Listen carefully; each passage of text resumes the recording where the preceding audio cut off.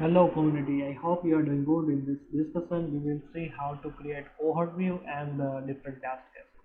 And in case you missed previous discussion about how to create pivot view, please check link is given in the description.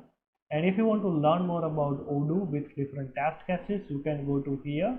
You can visit Weblands channel, and here especially you can go to the playlist, and in this playlist you can see Odoo development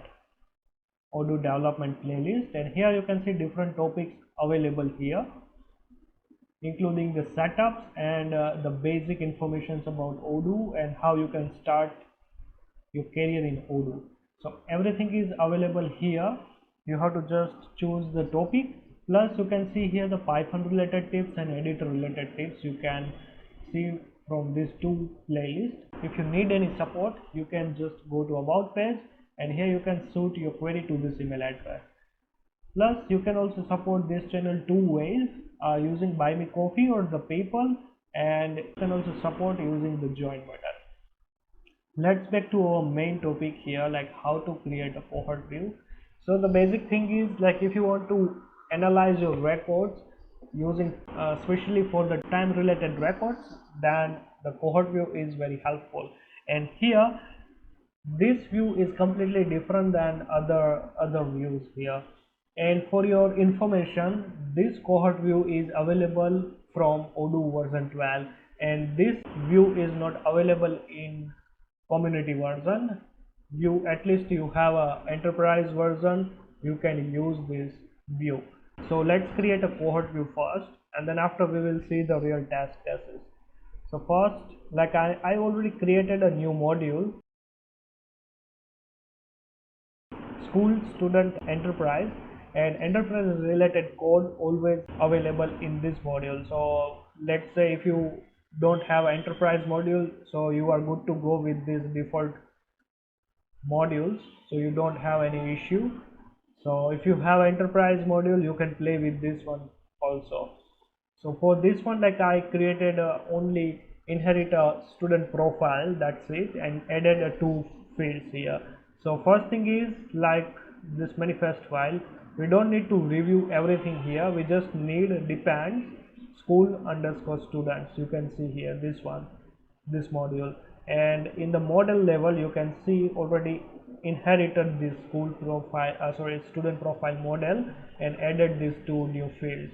If you don't know how to inherit this module, you can check in our playlist, it's already available how to inherit the views.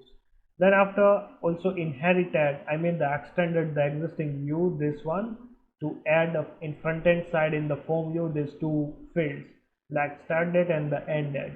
Why I just added these two fields? Because of the few views we need to work with date or date and time related report, so that's the reason I created here. Like, already installed here, you can see the total 7 students available like this, and all having a like joining date and end date here. So it's everything is here. Now it's time to create a cohort view for the student profile using the start and the stop date. So you can see right now we can see only 5 different views available. This is the Kanban view, this is the calendar view, this is the list view, this is the pivot view, and this is the graph view, like this.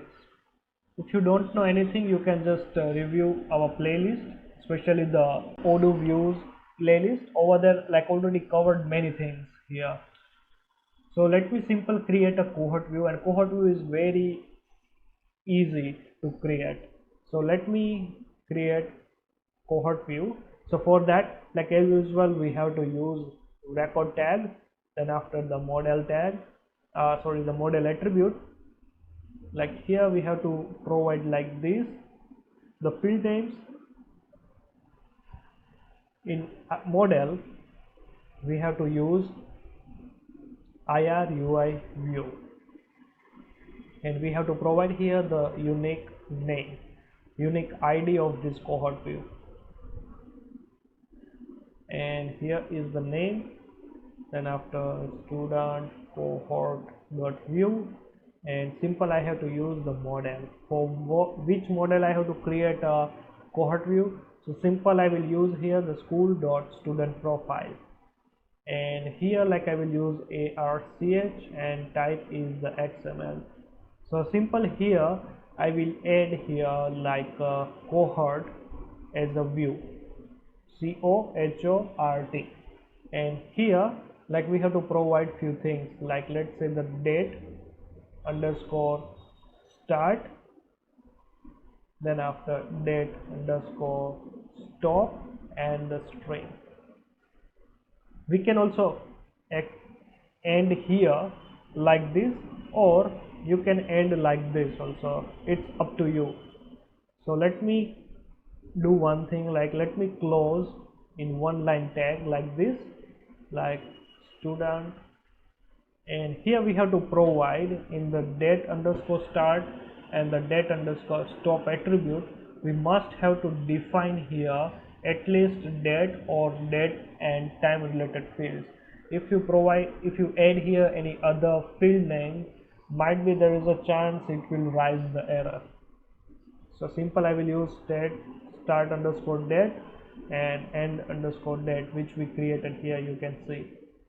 And simple, like I have to define this cohort view in the Windows action. That's the reason I extended already this Windows action in this profile. So let me add here cohort. Now here one more thing we need to see. If you see here in the manifest file, school underscore student already available in the dependency, but this view is the cohort view is available in the enterprise module, right? So like I already have an enterprise module also added in my configuration file. So you can go to here in the App Store, like web cohort. So you can see this web underscore cohort view module is available. But simple, what you need to do, like you have to copy, you have to add here in the dependency. This is the first thing we have to do. Then after, like we have to at least restart one time and trying to install this module first.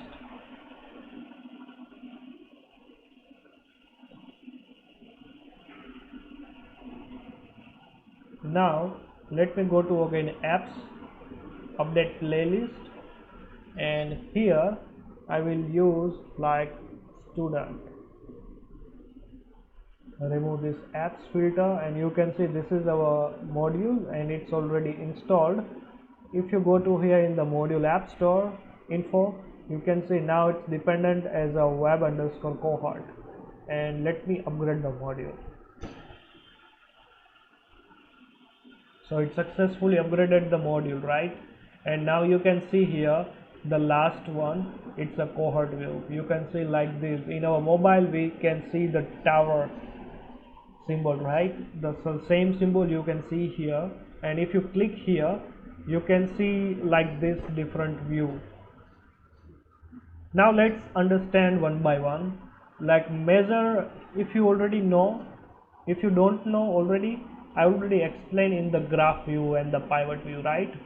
So let me explain one more time. The measure is like the float and the integer field which is available in your model, it will automatically display here, and by default it's a count. If you didn't provide here default measure as a selected like this, then by default it's a count like this. Then after, this is the mode of the measure. So like you want to display as a day wise, or you want to display as a week wise, you want to display as a month wise, or you want to display as a year wise. So these 4 different modes also available. And simple, you can see here, if you want to download this current record in the Excel file, you simply have to click this one and you can download automatically this report in the XML file. Now let's see about this one, like joining date. You can see we already provided here the start date and the end date, right? If you see here, like start date and the end date. So likewise, you can see here in the row level like this, you can see the dates available, right? and now you can see here the end date. The end date means like this is the starting date and here is the ending date, but here you can see some different view, like +0 +1 +2 till the +15 means total 16 days. The report will see here, you can see in the current screen. You can't extend this one. Now it's a depend on, and yeah, and again it's a depend on the model. You can see this one is day, right? If you click here, it means this 0 means the 1 week, second week, third week, fourth week, fifth week, like this. If you want to confirm, you can see here in this session, in this tooltip, you can see the period is 25 October to 31st October, right? If you go to here, it's the 1st November to 7th November. Then after you can see 8 November to 14 November. Here you can see 15 November to 21 November. So likewise, if you switch to the month, so this is a 1 month data. Now you can see here October 2021, November, then after you can see the December, then after January, February, March, likewise. Then after this is the year. So you can see here it's a period of 2021, then after 2022, like this. Now how this graph is working. So for that you can see here total, the count, like for example 31st October, the joining date, the student is only one. Let me click here, you can see it will redirect to this list view and the student name is Ramu. Let me open this profile. You can see 10th October 31st 2021. Here, like let's say if I will go to in this student, like Sun student CSV, and I will try to update the same date, like let's say 31st, and I will go to again in the cohort view. You can see the count already updated as a 2. Why? Because we have now same date, the joining date as the same date. Now then after it depends on the end date, it will automatically extend here. It's based on the date, it's based on the end date. So here there is a 2 modes. The first mode is retention and another is churn. So by default it's a retention mode. Let's say if I will add mode as a churn like this, then what happens? So by default it's a retention.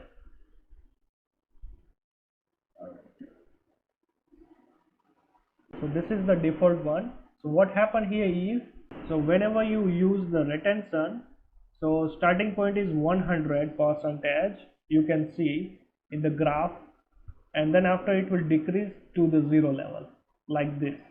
Once the end date start, end date automatically comes on the specific day, it will comes to the 0 like that. But like let's say if you want to start from the 0% to the 100% like this, then you can use churn. Let me also remove these things and trying to upgrade the module using the backend side.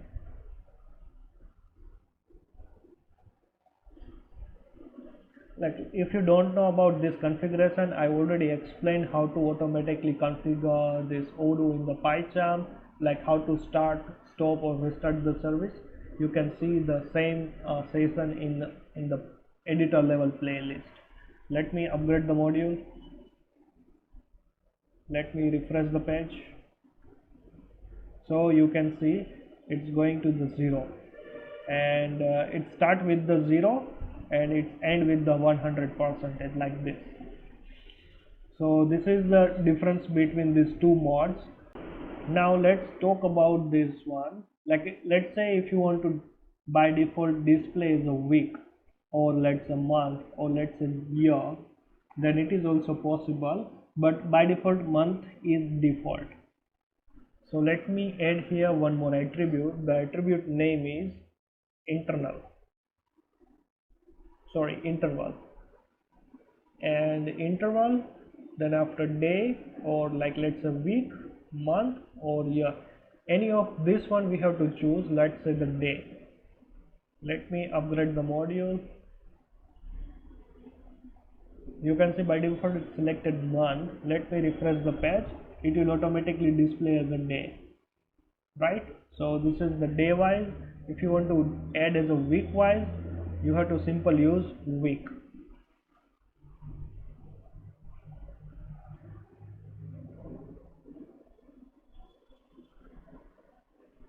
This is a week, and the year. If you can select year, and we have to restart the service, upgrade the module and refresh the page. So you can see it's by default it's a year wise.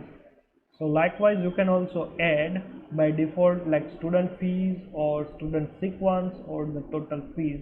Any of this, if you want to select by default instead of this count, it is also possible. Like for that, like we can go to here and we can use the measure as attribute name and total underscore fees. Alright, let me stop the service and restart this, upgrade the module. I'm going to refresh the page. Now you can see it's by default selected as a total fees instead of the count. So I hope you understood the cohort view and the different test cases. You can also extend this view like this way, and in case you have any doubt related this view, please comment below, and see you in next session.